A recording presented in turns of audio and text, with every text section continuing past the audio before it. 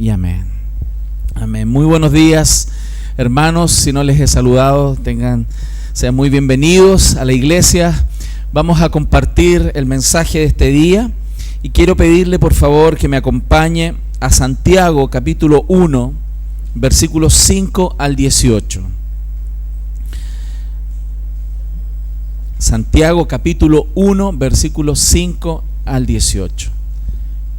Dice así: y si alguno de vosotros tiene falta de sabiduría, pídala a Dios, el cual da a todos abundantemente y sin reproche, y le será dada. Pero pida con fe, no dudando nada, porque el que duda es semejante a la onda del mar, que es arrastrada por el viento y echada de una parte a otra. No piense, pues, quien tal haga, que recibirá cosa alguna del Señor. El hombre de doble ánimo es inconstante en todos sus caminos. El hermano que es de humilde condición, gloríese en su exaltación, pero el que es rico en su humillación, porque él pasará como la flor de la hierba. Porque cuando sale el sol con calor abrasador, la hierba se seca, su flor se cae y perece su hermosa apariencia. Así también se marchitará el rico en todas sus empresas. Bienaventurado el varón que soporta la tentación, porque cuando haya resistido la prueba, recibirá la corona de vida que Dios ha prometido a los que le aman. Cuando alguno es tentado, no diga que es tentado de parte de Dios, porque Dios no puede ser tentado por el mal, ni Él tienta a nadie, sino que cada uno es tentado cuando de su propia concupiscencia es atraído y seducido. Entonces, la concupiscencia, después que ha concebido, da a luz el pecado, y el pecado, siendo consumado, da a luz la muerte. Amados hermanos míos, no erréis. Toda buena dádiva y todo don perfecto desciende de lo alto, del Padre de las luces, en el cual no hay mudanza ni sombra de variación. Él, de su voluntad, nos hizo nacer por la palabra de verdad, para que seamos primicias de sus criaturas. Amén. Gloria a Dios por su palabra. La enseñanza de este día la he titulado Sabiduría para pruebas y tentaciones. Y yo creo que eso es tan necesario en estos días. La semana pasada estuvimos hablando cómo el apóstol Santiago, de una manera muy directa, muy confrontacional, es como está como remeciendo a la iglesia a que considere en circunstancias difíciles de su vida cómo Dios permite las circunstancias complejas en la vida de los creyentes para ir puliendo y transformando el corazón y la vida de cada una de las personas. Vimos cómo estas pruebas son compatibles con la vida cristiana. O sea, ser cristiano no significa ser abstraído de los problemas, no significa vivir en una casita de cristal, en un invernadero con condiciones controladas por nosotros, sino que más bien es compatible, son parte de la realidad humana y parte en particular de los cristianos. Son variadas, vimos cómo las pruebas son multicolores, multifacéticas, y esa palabra, de donde sale la palabra policromía, era propia y la estaba utilizando ahí para hablar de la variedad de pruebas a las cuales nosotros nos enfrentamos. Pero también vimos cómo existe, así como hay multiforme tipo de pruebas, hay multiforme gracia de Dios obrando en la vida de sus hijos para que pasemos esas pruebas. También vimos que las pruebas son pasajeras, están por un tiempo, pero también las pruebas son pedagógicas, nos enseñan. Porque ¿cuál es la meta? Aprendíamos la semana pasada. La meta de Dios, y a lo largo de la Biblia se muestra, es la santificación de los creyentes, es la maduración de sus hijos. Y por eso, a diferencia de la serie anterior, donde era muy existencial, era muy narrativa y nosotros nos identificábamos con las personas, esta carta, y lo dije así la semana pasada, es como que Santiago nos agarrara de los hombros, nos mirara a los ojos y nos dijera: hey, tienes que cambiar, tienes que transformar en medio de tus problemas. Esto que estoy permitiendo para tu vida tiene que ver con tu propio carácter, tiene que ver con tu entorno, tiene que ver con el plan que yo tengo. Y por eso hoy, ante esa realidad, esta introducción que tuvimos la semana pasada de la carta, hoy vamos a ver cómo Dios nos aconseja cómo enfrentar estas pruebas. Nosotros no podemos ir a vivir la vida y las pruebas simplemente con las capacidades que tenemos como seres humanos, porque somos personas finitas, somos personas no sabias, tenemos cierto grado de inteligencia, tenemos cierto grado de aprendizaje de la vida, pero necesitamos sabiduría de Dios. Y por eso vamos a ver en 2 puntos estos textos, cómo lidiar de forma sabia con las pruebas y cómo lidiar de forma sabia con las tentaciones. Porque todos somos probados y todos somos tentados. ¿Ok? Algunos son más tentados que otros, ¿cierto?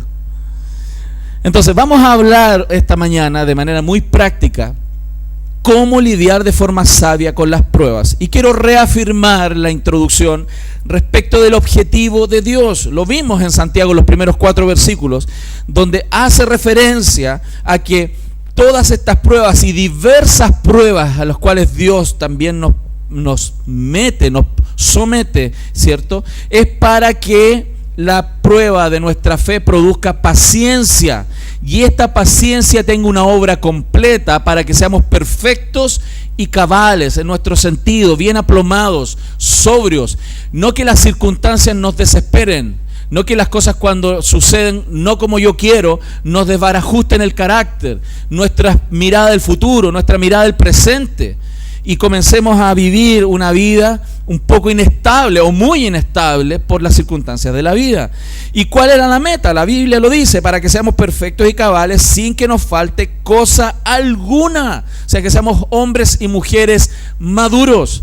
O sea, ese anhelo de Dios es el anhelo que todo padre tiene, ¿no? A mí no me gustaría ver a mis hijos que tengan 30, 40 años y sigan comportándose como niñitos de 12 años o 13 años, ¿no? Yo creo que es razonable, y todos lo esperamos, que las personas maduren. No puede haber un cabro después de 30 años jugando PlayStation todos los días, ¿cierto? ¿Aló? Y ya de 20 y tanto, cuando ya entran a la universidad, siguen jugando PlayStation y viven con LOL y viven en esos mundos de... te están atacando.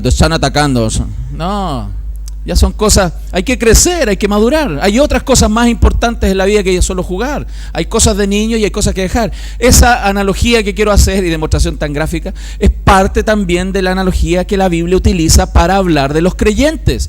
Hay hombres de 40 años que se siguen comportando como adolescentes, de 50 años, de 60 años que siguen como adolescentes, comportándose y viviendo como adolescentes. Eso la Biblia es lo que nos está tratando de mostrar, y cuán necesario es ver que para poder enfrentar esa falta de madurez, Dios utiliza las pruebas y también utiliza los procesos de tentación. Sabemos que esa es la meta, porque quiere el Señor que nos parezcamos a su Hijo, al mejor, a Cristo. Romanos 8:29 dice, porque a los que antes conoció también los predestinó para que fuesen hechos conforme a la imagen de Jesucristo, de su Hijo, para que Él sea el primogénito entre muchos hermanos. O sea, la meta que tiene Dios es la madurez. ¿Y cuál entonces debiera ser la meta de la iglesia local? La madurez de los creyentes. Por eso la iglesia hace énfasis en el sermón, en los discipulados, en las consejerías, en las confrontaciones uno a uno, en los grupos de DNA. Aquí apuntamos a la madurez del creyente. Es cierto que el creyente necesita ser consolado, es cierto que el creyente necesita ser animado, es cierto que el creyente necesita ser apapachado a veces, ¿ah? Usted entiende esas palabras, ¿no? Sí, pero el apapacharte, el abrazarte, el quererte, el cuidarte, el animarte tiene una misma meta: la madurez del creyente. Hay momentos donde necesitas ser alentado cuando estás desanimado, para que vuelvas en tus cabales y el Señor aliente tu corazón para la meta. ¿Cuál es la meta? Parecernos a Cristo. Esa es la meta, hasta que el Señor nos lleve de aquí. Esa es la meta que tiene Dios. Y por eso el texto dice que ante esa realidad, el verso 5 dice: y si alguno entonces tiene falta de sabiduría para enfrentar este proceso, ¿qué hay que hacer? Pídala a Dios. Pídala a Dios, el cual da a todos abundantemente y sin reproche. Fíjense, Dios nos prueba, hermanos, para que dejemos las actitudes infantiles e inmaduras que todos tenemos y que manifestamos en nuestros comportamientos, en nuestras reacciones. Esa es parte de lo que Dios quiere como meta. Entonces, esa es la meta de la madurez. ¿Cómo es que Dios lo hace? Primero, hay una obra que Dios realiza en nosotros a través de la salvación. Dios realiza esta obra por nosotros, de hecho. Por nosotros. Dios nos salvó. Dios nos salvó, nos salva y nos salvará. O sea, fíjense, respecto de la salvación, Dios ya resolvió el problema. Tú no estás buscando tu salvación. Tú no estás ganando tu salvación. Dios resolvió la carga que traía el tratar de ganarse el cielo por medio de la gracia de Dios, por medio de la obra completa de Cristo. O sea, Dios obra en nosotros, por nosotros, a través de la salvación. Pero también Dios está haciendo una obra en nosotros que se llama santificación. Dios resolvió el problema de la salvación en Cristo, mas Dios está obrando en nosotros para santificación, para ser semejante. Y Dios también, y así lo decía muy bien Jonathan y afirmaba Luis respecto del seminario, que Dios también realiza una obra en nosotros, pero también realiza una obra a través de nosotros. Dios nos está transformando para que seamos siervos útiles también en este mundo, luz de este mundo, sal de la tierra. Y algunos se podría preguntar, oye, pero es que el Señor lo único que quiere es utilizarme. Hey,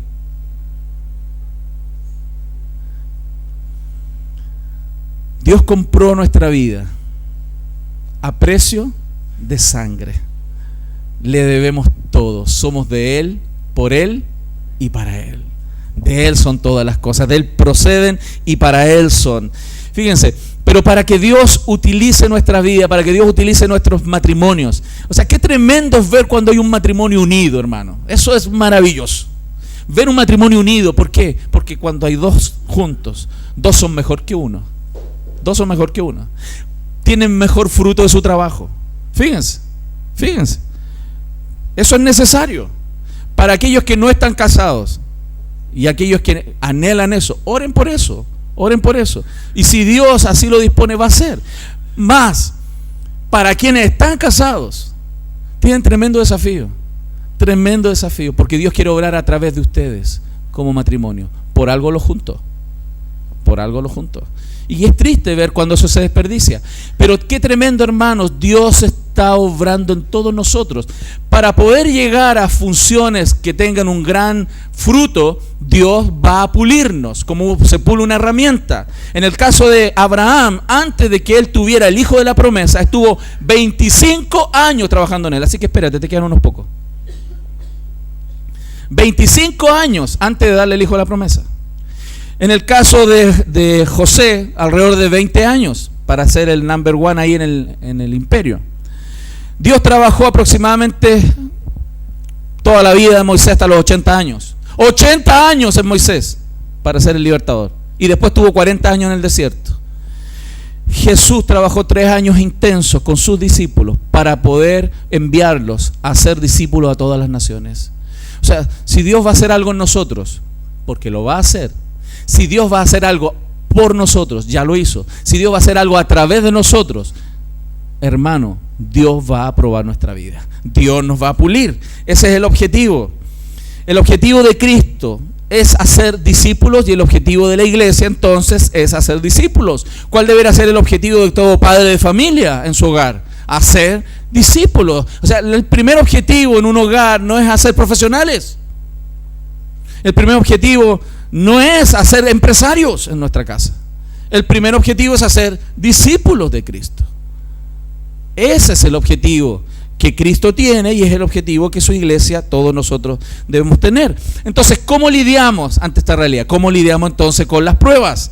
Con las pruebas que aparecen aquí en la Escritura y que nosotros las experimentamos. Primero, cuando somos probados, hermanos, necesitamos pedir sabiduría. Muchos creyentes, cuando están en pruebas, piden ayuda. ¿Dice eso el Señor? ¿Qué hay que hacer cuando estamos en prueba? Pedir sabiduría. Sabiduría, no resolución de problemas. Aunque muchas veces pedimos, y está bien que pidamos. Ojo, para madurar Dios no quiere resolvernos los problemas. Porque es como cuando un padre, el niño está en un problema y le resuelve todo. ¿Cómo se cría ese niñito? Cuando un mamón que no sabe enfrentar los problemas, cuando está en dificultades no sabe qué decir, qué hablar y lloriquea todo el tiempo.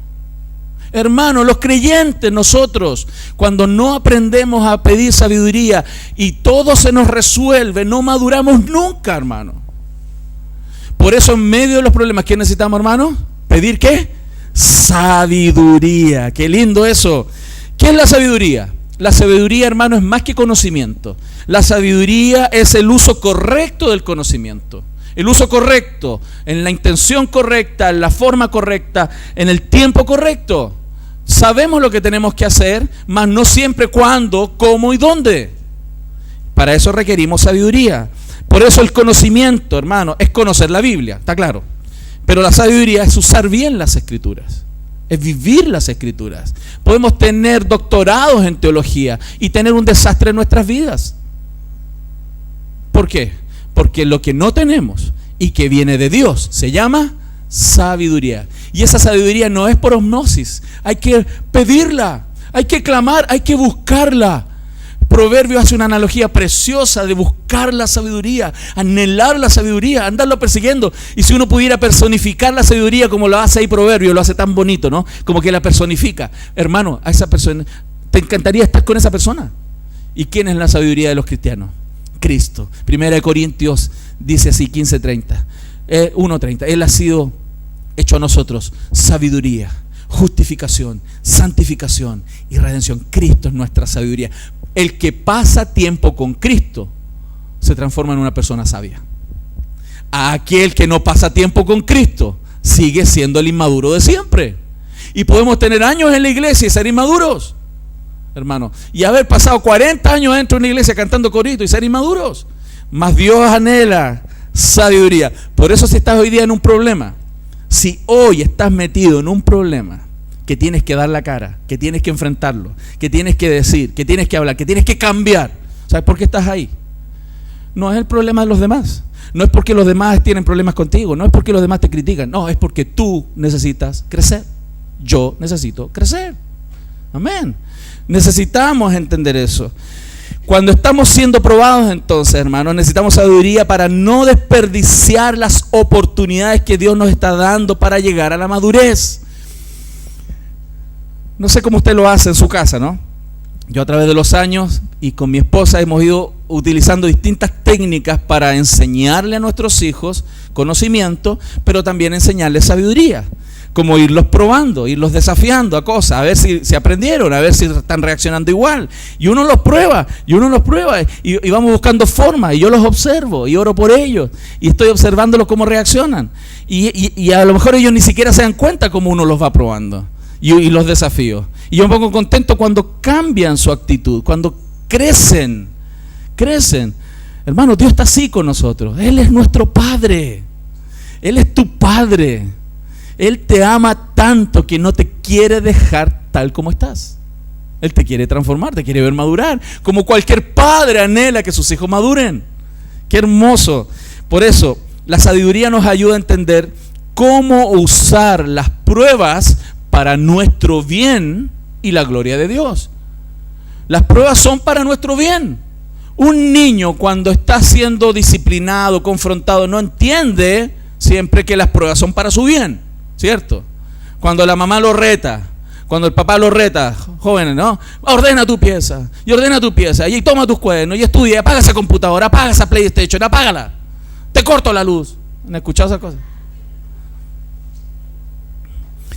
Ellos simplemente no lo logran ver cuánto amor hay detrás de eso para su madurez, para que no sigan siendo los inmaduros de siempre, que sean hombres maduros, mujeres maduras.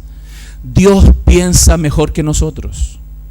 Todas las pruebas a las cuales somos sometidos es porque Él no quiere que sigamos siendo infantiles, que no seamos de doble ánimo, como dice aquí el texto. Entonces, el apóstol Pablo, que es un ejemplo entre muchos, él comprendió muy bien. Él lograba ver la vida, las pruebas, incluso las tentaciones, como parte de su propio proceso personal. Fíjense, un hombre que fue muy utilizado por Dios, muy grande en la historia de la fama de la iglesia, ¿no? El apóstol Pablo. Él fue un hombre que comprendió muy bien por qué pasaba lo que pasaba. Así como José, después de un montón de años, logró entender mirando hacia atrás. Ahora entiendo cómo todo esto pasó para que mucha gente fuera salva. El apóstol Pablo en Filipenses 1:12 dice: quiero que sepáis, hermanos, sépalo bien, que las cosas que me han sucedido han redundado más bien para el progreso del evangelio. ¡Wow! Y el tipo estaba preso, golpeado, con pena de muerte. Y él dice: quiero que sepan, hermanos, sepan todos, que todo esto ha pasado para que el evangelio avance. Esa mirada, esa comprensión, no es una comprensión ridícula, ni tonta, ni antojadiza. Primero, inspirada por Dios, para que esté aquí en el texto. Y segundo, da testimonio de un hombre que ha entendido y ha recibido de Dios sabiduría para enfrentar las pruebas. Cuando alguien tiene sabiduría, comprende cómo entrarle a la prueba, cómo sostenerse en la prueba, cómo resistir la prueba. Segundo, cuando somos probados, necesitamos también conocer profundamente el carácter de Dios. Cuando una persona se desespera en una prueba, lo que le está pasando es que su conocimiento de Dios se diluye. Cuando está todo bien, imagínense usted, hermano, que usted está todo bien. Usted está perfecto, usted tiene dinero en los bolsillos, está sanito, sus relaciones interpersonales tan buenas, lo felicitan en su trabajo, sus cónyuges lo alaban por todo lo que usted hace. Todo bien, imagínense, todo bien, hasta bonito se ve, imagínense. Eso es mucho, ¿no? Entonces, todo bien, todo perfecto, todo perfecto. Si yo te pregunto en ese instante de tu vida, ¿tú crees en la bondad de Dios? ¿Qué me va a decir? Pero por supuesto, pastor. Pero ¿qué tal si está todo mal? Y yo te pregunto, ¿usted cree en la bondad de Dios? Y empieza a tiritar el ojo así.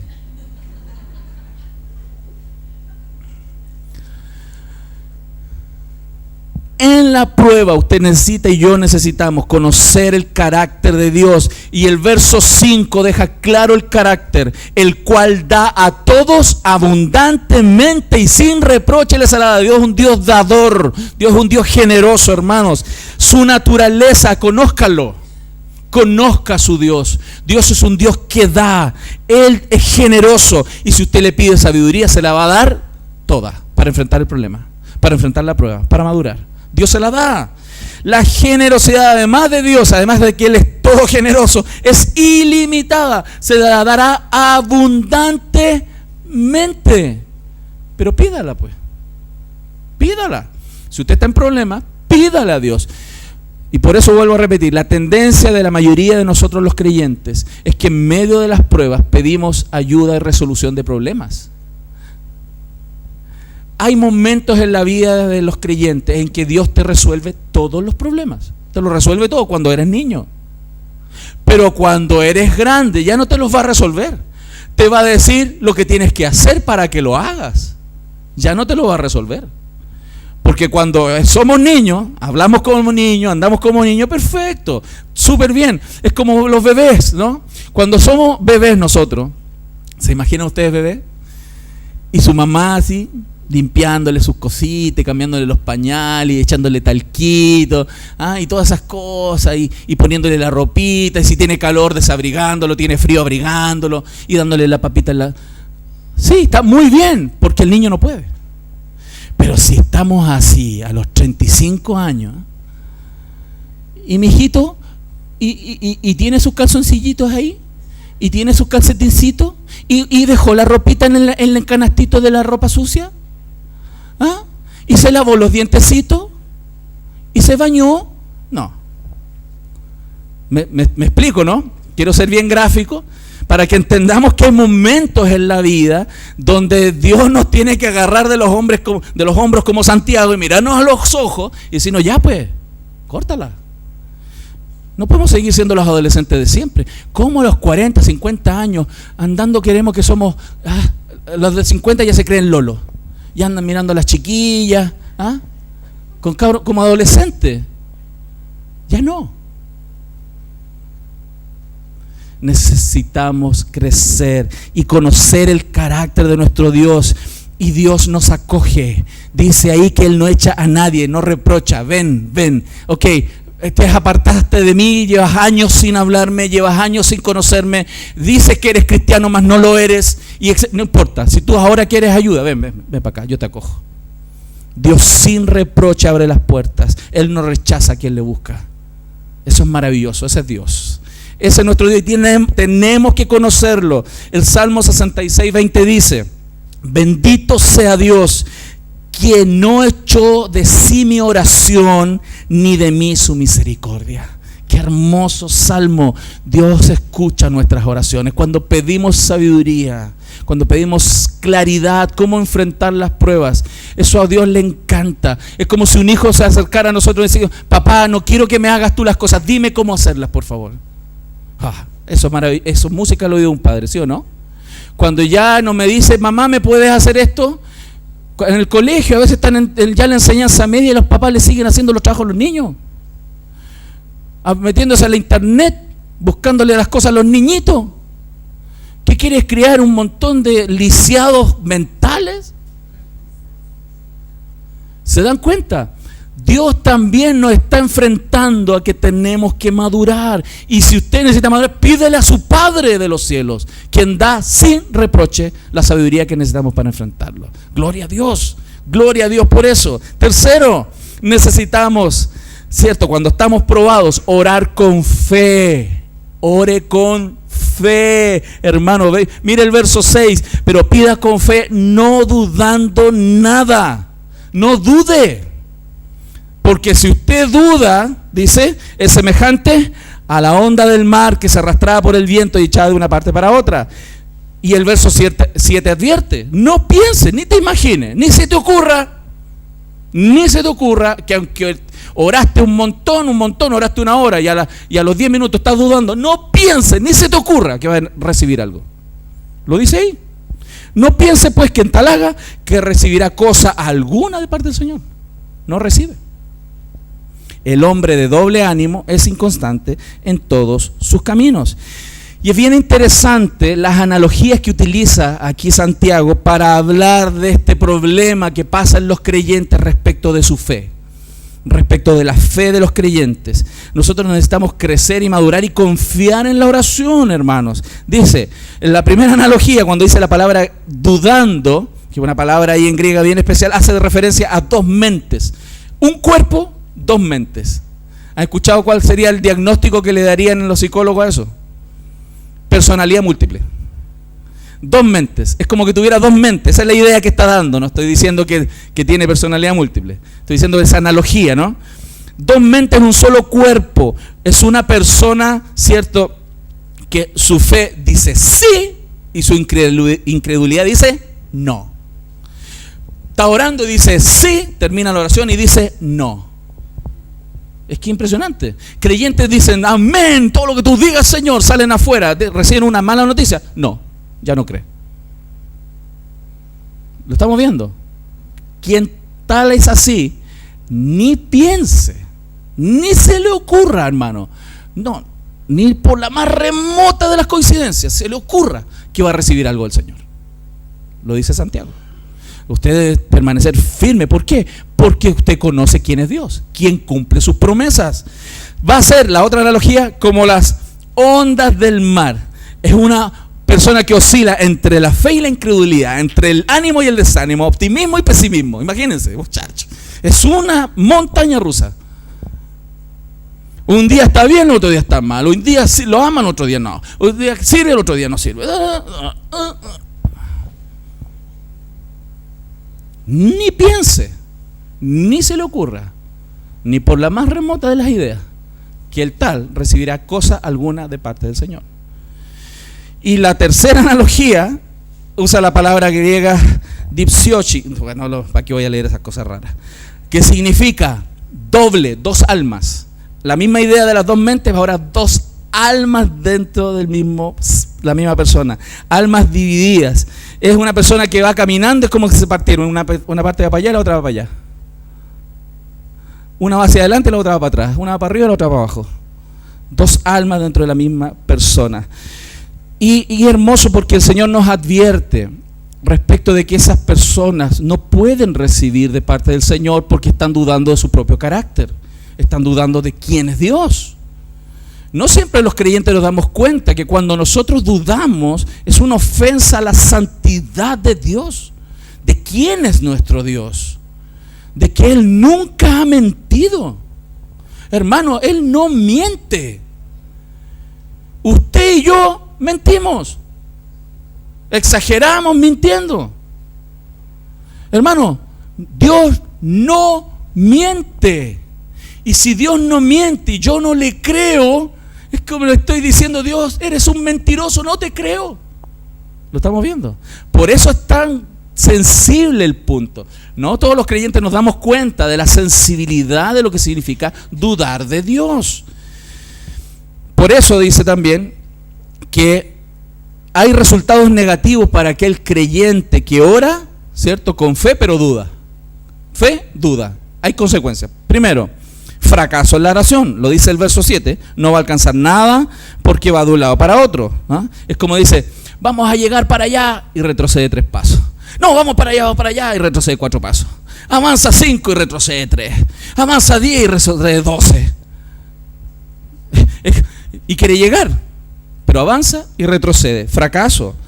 Y el otro problema que nos muestra el texto es esa inconstancia espiritual, ese doble ánimo, hermano. Es un problema para los creyentes. Es un problema que debe ser resuelto en comunión con Dios, para no ser como niños fluctuantes, como dice la Escritura también, doquier por todo viento de doctrina. Ser firmes. Y el cuarto punto respecto a cómo enfrentar las pruebas que Dios envía: a aprender a alegrarnos. A alegrarnos, hermanos. Alégrate por las riquezas espirituales que tienes. ¿Y cómo lo ejemplifica? Él pone 2 ejemplos aquí, Santiago. El verso 9 al verso 11 dice: el hermano que es humilde, de humilde condición, gloríese en su exaltación, y el que es rico en su humillación. O sea, Santiago va a aplicar este principio de la sabiduría en las pruebas en circunstancias específicas. Contexto: en el tiempo de Santiago habían ricos y pobres, y los ricos estaban abusando de los pobres. Tenían un nivel de abuso en cuanto a los que le pagaban, a lo que cobraban, etcétera, etcétera. Pero en esa circunstancia difícil, donde había problemas de clases, el apóstol le está diciendo: aplique sabiduría, alégrese en cosas para que usted pueda soportar esa prueba. Primero, el pobre debe gloriarse por lo que tiene permanente en los cielos. No tiene aquí, pero tiene una riqueza inconmovible ahí arriba en los cielos. Y el rico por lo que no tiene permanente en la tierra. Lo que no tiene aquí permanente. El pobre debe gloriarse por su dignidad y el rico por su insignificancia. El pobre dice: tú no eres valioso por lo que tienes, eres valioso porque eres hijo y tienes un reino y un tesoro ahí arriba de los cielos, aguardándote a ti. Y al rico le dice: hey, tu riqueza es totalmente efímera, es pasajera. No te afirmes en esa, no te gloríes en esa, porque lo que tienes ahora, mañana no lo tienes. Y el apóstol dice: mira con sabiduría la vida. Si eres pobre y tienes poco, conténtate y alegre porque en realidad el pobre, cuando es probado, debiera decir: soy rico. Un pobre debiera mirar la vida con la riqueza espiritual. Yo soy rico, tengo por raudales, tengo a mi Cristo, tengo su palabra, tengo mi nombre ahí arriba en los cielos y tengo un palacio esperándome. Me acuerdo cuando pequeño cantábamos coritos.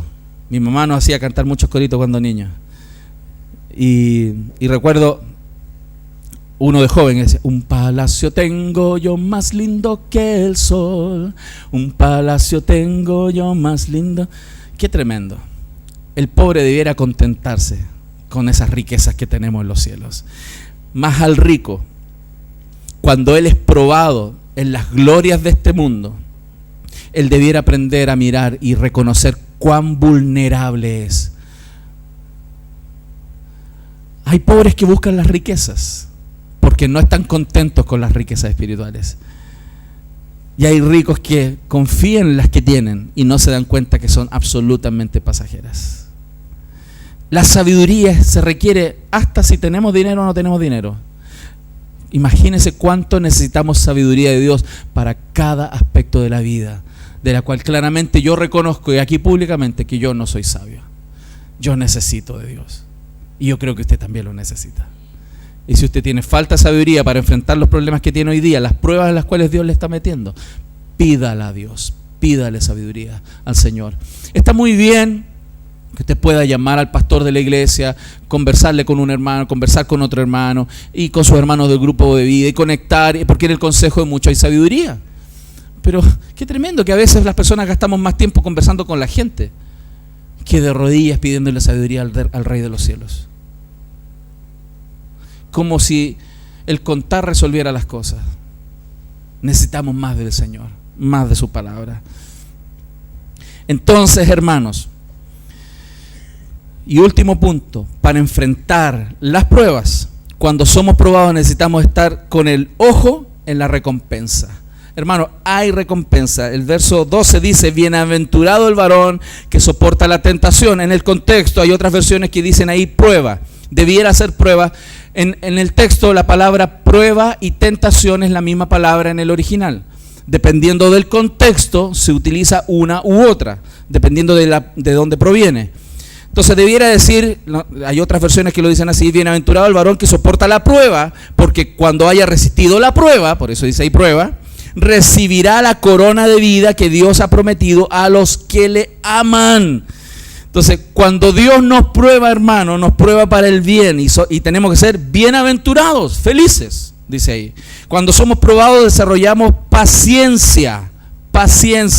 Cuando somos probados, somos aprobados por Dios. Es como que nos pusiera un timbre, aprobado. Cuando somos probados somos galardonados. ¿Cuál es el premio? La corona de vida que está preparada para los que le aman. Entonces, hermanos, si hoy estás en prueba, ¿qué tenemos que hacer? Pedir sabiduría. ¿Qué más? Confiar en el carácter de Dios. ¿Qué más? Alegrarse en las riquezas espirituales. Orar con fe. ¿Sí? Y poner los ojos en la recompensa. Muy bien, está anotando, muy bien. Pero esa es una cara de la moneda. La segunda cara, hermano, son las tentaciones. Y la diferencia entre las pruebas y las tentaciones, que las pruebas son para edificarnos, las tentaciones para derribarnos. Dios no tienta a nadie, Dios prueba. Satanás es el tentador.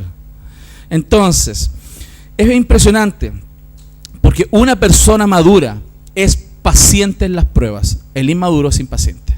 Una persona inmadura va a transformar las pruebas en tentaciones. Y quiero aclarar un poco de eso. Primero, las pruebas son enviadas por Dios, las tentaciones son trampas enviadas por Satanás o desde nuestra propia concupiscencia. Pero cuando estamos en una prueba y Dios nos está probando, nosotros una prueba la podemos convertir en tentación y caer. Un ejemplo.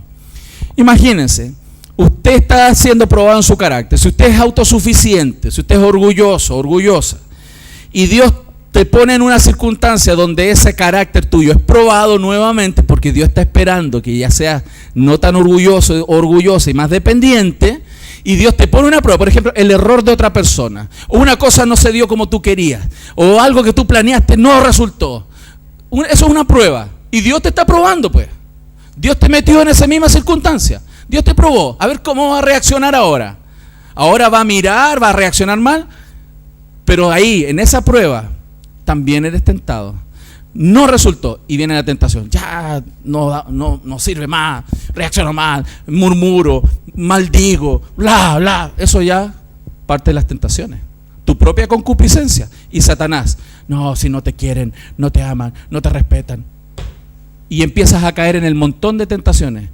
No pasas la prueba y después no pasas el montón de tentaciones. De tu concupiscencia y Satanás. Si Satanás está al acecho,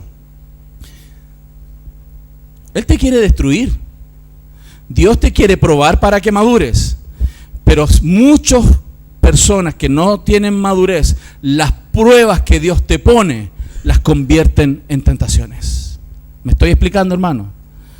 Porque una cosa es no que tu vida sea probada para madurez y otras son después todas las reacciones, tu amargura, las cosas que hablas y dices. Todo eso es parte de tu pecaminosidad y que Satanás está ahí, alentando para destruirte. Por ejemplo, otro ejemplo. Cuando Jesús fue tentado, recuerden cuando fue tentado en el desierto, ¿quién lo llevó al desierto? a Jesús? El Espíritu, dice. El Espíritu lo metió en prueba. Jesús tenía que ser probado. Jesús tenía que ser probado. Él tenía que mostrarse como el verdadero Israel. El Israel fue probado en el desierto y no pasó, el Israel del Antiguo Testamento. Ahora él fue llevado al desierto como el Israel, el verdadero israelita, el verdadero Israel de Dios, puesto en la tierra, y fue llevado nuevamente al desierto a ser tentado. Dios lo metió en una prueba, Dios lo metió ahí. Pero ¿quién fue a tentarlo? Satanás. Fíjense. Y él fue probado. ¿En qué? En la fidelidad de Dios. Por ejemplo, cuando le dijo, ¿tienes hambre? ¿Estás ayunando? Dile a esas piedras que se conviertan en el pan. ¿Quién lo metió en el proceso de hambre? El Padre. El Padre alentó que él fuera en ayuno y se fuera al desierto para ser probado. Pero ¿quién vino a tentarlo? Satanás. Y tentarlo contra la fidelidad de Dios, a que cuestionara al Dios de los cielos. Muchos de nosotros somos probados, pero Satanás va a hacerte dudar de la fidelidad de Dios. Esa es tentación. Tienes que aprender a diferenciar entre las pruebas y las tentaciones, que están todo el tiempo sobre nuestras vidas. Entonces, hay 3 hechos que tenemos que considerar si queremos vencer las tentaciones, hermanos. Son 3 como carteles que hay que tener al frente. Si quieres, haga unos post-it en la casa, ubica esos papelitos amarillos y se los pega aquí. Y anda por la calle así, con 3 post-it, para poder vencer las tentaciones. A ver qué le dice la gente. Primero, hermano, mire hacia adelante. Primera cosa que usted tiene que tener presente frente a las tentaciones. Mire hacia adelante y considere el juicio de Dios. Dios es un juez. Y de repente los cristianos se dan libertades para pecar y decir cualquier cosa, sin pensar que van a estar delante de Dios rindiendo cuentas. Entonces, mire. Por eso dice el verso 13, cuando alguno es tentado, no diga que es tentado de parte de Dios, porque Dios no puede ser tentado por el mal, ni él tienta a nadie. Sino que cada uno, es tentado cuando su propia concupiscencia es atraído y seducido. Entonces la concupiscencia, después que ha concebido, da a luz el pecado, y el pecado, siendo consumado, da a luz la muerte. Amados hermanos míos, no erréis. Entonces la prueba es para santificar, la tentación es para derribar. Y cuando yo estoy siendo tentado, tengo que poner mi vista en que Dios es justo y debo pasar el examen apoyado en que Dios también va a pedirme cuenta de lo que yo estoy haciendo. Santiago ve el pecado no solo como un acto, sino como un proceso. Lo muestra aquí. Esto es un proceso. Si usted pudiera darse cuenta cómo usted es tentado, primero, usted codicia, desea. Usted primero codicia de su propia concupiscencia, satisfacer un deseo fuera de la voluntad de Dios. No, es que yo quiero que esto sea así, quiero comer esto, quiero probar esto, quiero tener esto, yo quiero esto. Usted lo codicia. Ese es el primer paso del pecado. Por ejemplo, ¿dormir es normal? Sí. Pero algunos codician dormir. Lo codician, desean. Lo único que quieren es estar ahí echado. ¿Sí o no? Las cosas normales las podemos transformar en concupiscencias. Comer es normal y es bueno, pero puede ser glotonería, ¿cierto? Es así. El sexo ¿es permitido? ¿Es bueno? Por supuesto, en el entorno de un matrimonio. Fuera de eso es pecado. ¿Se da cuenta? Pero luego, además de tener concupiscencia, nosotros somos engañados. Dice ahí la palabra atraído y seducido. Es la figura que se utiliza la palabra como de un cazador, como que nos están metiendo en una trampa. Usted tiene una esposa y usted va a ser seducido. Usted tiene un esposo y va a ser seducida. Atraído. Van a haber trampas preparadas para hacerlos caer. Hace unos días atrás orábamos con unos pastores amigos que nos juntamos en un retiro de oración. Y uno de nuestros hermanos decía: Padre, no me metas en tentación, Señor. Y oró al respecto. Después hablábamos que él tenía temor de ciertas circunstancias que se le pudieran presentar en el ámbito sexual, y que él dice: me sería tan difícil resistir. Yo no sé si resistiría como José. No sé. Y le digo, Señor, líbrame de eso, líbrame de eso. Y Satanás está así, esperando ponerte una trampa. Dice así, el deseo, la codicia está en ti, pero hay engaño y vas a ser atraído, van a haber trampas, van a haber anzuelos. Usted tiene que estar muy atento, que hay maneras en las cuales Satanás va a trabajar para engancharte, para casarte. Te va a poner tebos así, para casarte. Y dice el texto, entonces la concupiscencia, después que ha concebido, da a luz el pecado, y el pecado siendo consumado da a luz la muerte. Tercer punto, el nacimiento del bebé llamado pecado. Ese es un bebé. Y usa esta analogía bien singular, porque los nacimientos requieren un proceso. Nadie es adúltero de un día para otro. ¿Aló? Es su corazón adúltero por años. Por años. Nadie es de un día para otro. Por eso es tan importante que usted comprenda que es de su propia codicia, más las trampas de Satanás, traen a luz el bebé que se llama muerte. Muerte. Y la muerte, después, claramente que es el punto final, Romanos 6:23, hace referencia que ese pecado nos trajo la muerte eterna y la separación eterna de Dios. Entonces comprenda que la tentación está hecha para destruirte a ti y a tu entorno. La prueba no está hecha para destruirte a ti y a tu entorno. Después, cuando alguien cayó y es restaurado, Dios va a seguir probando esas áreas en tu vida, pero Satanás va a intentar derribarte. Siempre va a ser así. Segundo, mire alrededor y considere entonces la bondad de Dios, porque cuando eres tentado y Satanás te quiere hacer votar, hermano, piensa y medita en la bondad de Dios. Dice, toda buena dádiva y todo don perfecto desciende de lo alto, del Padre de las luces, en el cual no hay mudanza ni sombra de variación. Cuando Satanás tentó a Eva en el jardín, ¿cierto? Ella cuestionó el amor de Dios. Ella cuestionó la bondad de Dios, con que Dios os ha dicho. Y ella pensó, a lo mejor Dios no nos quiso decir esto. A lo mejor Dios no quiso, algo raro hay en Dios. Por eso no nos contó toda la película. Ella dudó de Dios. Hermano, cuando usted es tentado, piense que hay un Dios que le ama tanto, que a pesar de cómo usted y yo somos, Cristo murió por nosotros. Un Padre que nos ama tanto, que sustenta nuestras vidas cada día y la va a sustentar hasta el fin. Amén. Es mejor estar hambriento, hermano, dentro de la voluntad de Dios, que estar lleno fuera de la voluntad de Dios. Aprenda eso en su corazón.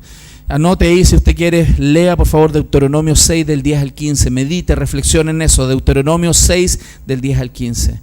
Entonces Santiago presenta 3 hechos sobre la bondad de Dios. Primero, Dios da solamente buenas dádivas. Dios da buenas cosas. Segundo, Dios da constantemente. Ahí cuando dice la palabra desciende, es como un descender continuo. Dios siempre está dando, siempre está regalando. Y más encima, Dios no cambia. Dios es un Dios generoso, Dios siempre está dando y Él no cambia. No es que un día da y el otro día no da. No, Dios es un Dios generoso. Entonces, el primer escudo contra la tentación, ¿cuál es? El juicio de Dios. Y el segundo, ¿cuál es? La bondad de Dios. Y tercero, ya estamos terminando, mire hacia adentro y considere la naturaleza divina que está en usted. En el Antiguo Testamento, hermanos, Dios se manifestaba en un lugar que era un templo construido con diseños especiales, características especiales, bajo rituales especiales, de una manera muy singular, y en ese lugar se manifestaba la presencia de Dios. Dios habitaba en el centro de su pueblo, las tribus alrededor del templo que se había levantado, que era móvil, y Él estaba ahí, y en ese lugar, solo ahí, Él se manifestaba. La Escritura dice que Dios hoy mora en nosotros. Cristo está en nosotros. Cuando tú haces algo pecaminoso, Dios está ahí. Dios está viendo por tus ojos. Dios está tocando con tus manos. ¿Te das cuenta? Dios está ahí. Dios no está lejos. Está ahí, en ti. Considera eso para poder vencer esa tentación. Y eso es porque has nacido de nuevo. Cristo mora en ti. Dios está en ti, te hizo nacer de simiente incorruptible. Hermano, ni aun tu terrible pecado va a apartarte de eso. Qué impresionante. Debiera humillarnos y llevarnos a una convicción profunda de que debemos prepararnos para resistir las tentaciones y no andar a veces como andamos mucho, ¿no? Con el síndrome de los labios separados. ¿Lo ubica? Por la vida. Sino estar atentos, velad y orad para que no entréis en tentación. Clamemos a Dios que Él no nos meta en tentación y estar velando y orando, pensando, meditando en el juicio de Dios, pensando en las misericordias de Dios, pensando en las bondades de Dios, mientras resistimos a Satanás para vencer el pecado, hermano, vencer el pecado y crecer en medio de las pruebas. Si esta semana tuviste algún problema, ¿alguien tuvo problema esta semana? ¿No? ¿Pasaron piola? ¿Hubo algún problema relacional, problema laboral, problema económico o no? Por allá 1, 2 problemas. Oye, gracias a Dios, tanta misericordia sobre esta iglesia. Tanta misericordia de Dios. Comienza a pensar esta tarde qué Dios esperaba de ti en esa prueba. ¿Qué esperaba de ti en esa prueba de esta semana que recién pasó? Porque Dios te probó. Porque esta próxima semana, si no la pasaste, viene otra.